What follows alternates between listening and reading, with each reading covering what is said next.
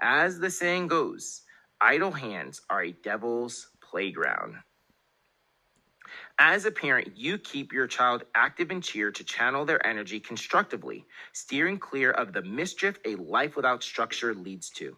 But now they're getting older and feel like all they do is school and cheer. They want to take a break from the structure. To do what exactly? They're 14 years old. How much free time does a 14-year-old need? And free time to do what exactly? With who? I can already see the angry DMs. They need some sort of a social life. I get it. I really do. And believe me, I've heard it a million times. But I've also seen athletes get into things they had no business getting into because their parents thought they needed more free time. One of the hard realizations I had as a coach came the first time I coached a team whose social lives were becoming one of their main priorities. They still liked cheer, but life outside of cheer had become more attractive. Many of our athletes started with us on a mini or a youth team, back when cheerleading was their entire world. It wasn't just something they did. It was all they thought about, talked about, and even dreamed about. That year, though I had coached the same athletes from previous seasons, their priorities had shifted. Cheer was no longer their sole focus. It had become just one part of their lives. It was still important to them, but now it was also the place where they shared the latest boy drama or talked about who they hoped would ask them to the dance. Even with the structure cheer provides, I've seen how athletes can find plenty of ways to stir up trouble. Imagine what they get into with unlimited free time and no structure at all. I received an email a few years ago from a parent contemplating pulling her child from the cheer program. The daughter had been making questionable decisions and hanging out with the wrong crowd. The parents felt allowing her to continue in cheer rewarded her misbehavior and she needed some form of punishment. I respected their decision as parents, but wanted to shed light on another perspective. In my response, I emphasized that as a parent, they had the authority to make the decision they deemed fit, and I would respect any decision they came to.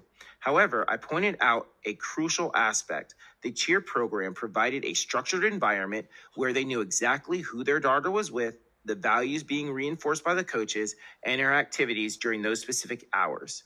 It's outside of cheer that uncertainties arose about her company and activities. After contemplating this perspective, the parents reconsidered and decided to keep her in the cheer program.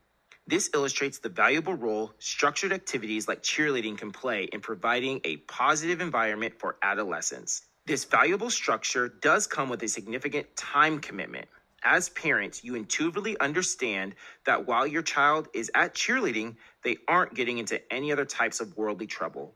Yet sometimes the temptation arises to think, they've been so busy lately. I want to give them more of a life. Let them do this and that. However, it's essential to remember you put them in cheerleading precisely to steer them away from other potentially harmful activities. And believe me, as water finds its level, kids do find trouble. Consider the sacrifices wisely. Instead of compromising their commitment to structured activities like cheerleading, maybe they just need less screen time and social media. Opt for the supervised and constructive environment of cheerleading over unproductive hangouts. By making these choices, you reinforce the initial purpose behind choosing cheerleading, to provide a positive and structured environment. But as you navigate these decisions, there's another perspective I want to offer. You don't have anything to prove to anyone. We just focused on why you signed your athlete up for all-star cheerleading, but I wanted to shift gears a bit and talk about one specific reason why you didn't sign your athlete up for cheerleading. You didn't sign your athlete up for all-star cheerleading because you wanted to impress the other parents in the lobby or had something to prove to them. Up until recently, I was pretty into CrossFit. I liked having a community of like-minded people. I'm not here to impress you. I knew why I was at the gym. It was to become a better version of myself, not to be the athlete they expected me to be. I didn't have anything to prove to them. And I think that's important for parents to remember as well. Your athlete's level, team, or position on a team is not a status symbol. and it does not have any reflection on who you are as a parent or a person.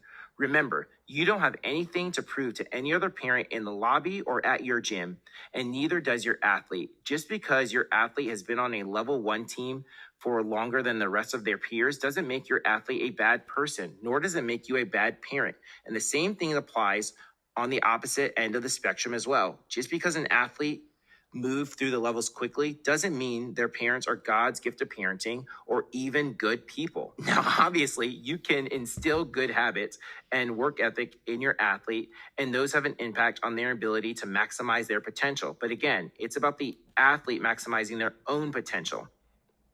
However, when your athlete is no longer a flyer or gets a skill taken out of the routine for this weekend's competition, it's not a reflection on you as a parent or person, or on them as a person, which is the entity that you're trying to develop. We once took a heel stretch out of the routine for a particular athlete leading up to the summit.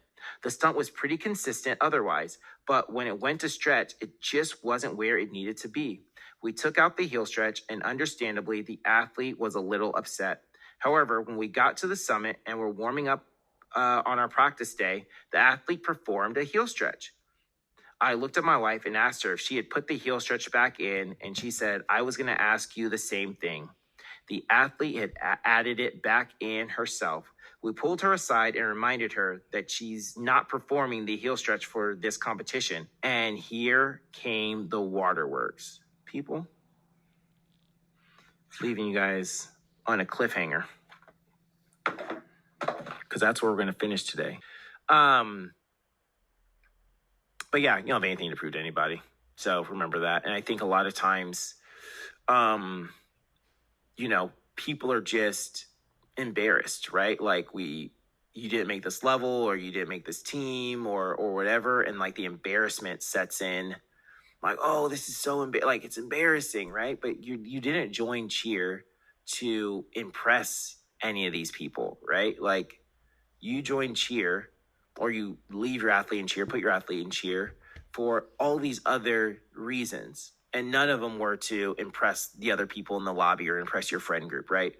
And so don't make decisions, like don't pull them out of cheer because, your friends or their friends or the people in the lobby aren't going to be impressed by what level or what team you're on, So yeah, that is 3/4 of chapter 1, which is 1/11 of the entire book. So go get it on Amazon today. 5, 6, 7, 8. We're out.